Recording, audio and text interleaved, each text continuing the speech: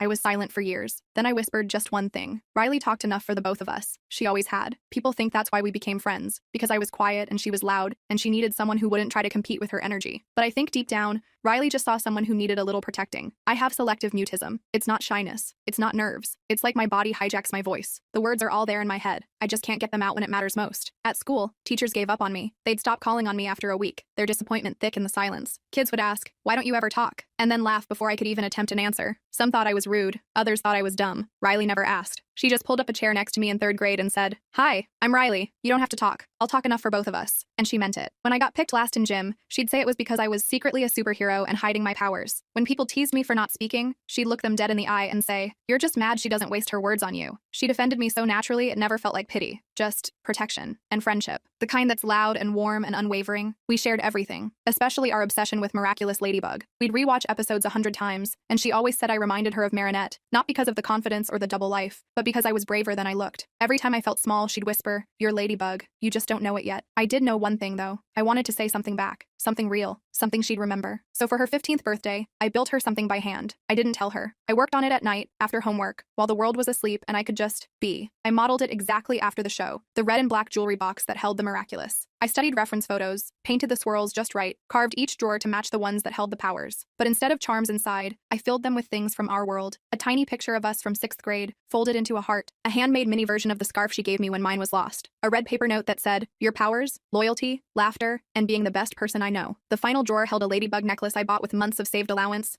and taped beneath it was a folded note that simply read, "Open with me." That night, I barely slept. My palms were sweaty at the party. I waited until everyone had gone home and it was just us, sitting cross-legged on her floor like we had since forever. I handed her the box in silence. She stared at it, stunned, and whispered, "No way. No way you made this?" Her fingers traced every inch like she couldn't believe it was real. She opened the drawers one by one, tears starting to rim her eyes. Then she got to the necklace, read the note. "Open with me?" she said softly. I nodded. I reached for the necklace, unlatched it, and held it up with shaking hands. My throat felt like it was closing. My stomach twisted. But this time I didn't run. I whispered, barely louder than breath, "Thank you for never rushing me." Riley froze. Her hands covered her mouth. Her eyes went wide, and then filled completely. "You just spoke," she said. Her voice cracked. "You spoke. For me." I nodded again, a small laugh escaping with my tears. She pulled me into a hug so tight it took my breath away. "You're Ladybug," she whispered into my hair. I cried then. Not because I was scared, but because I finally felt free. Riley still talks enough for both of us. But now sometimes I talk too. And when I do, it's always for her.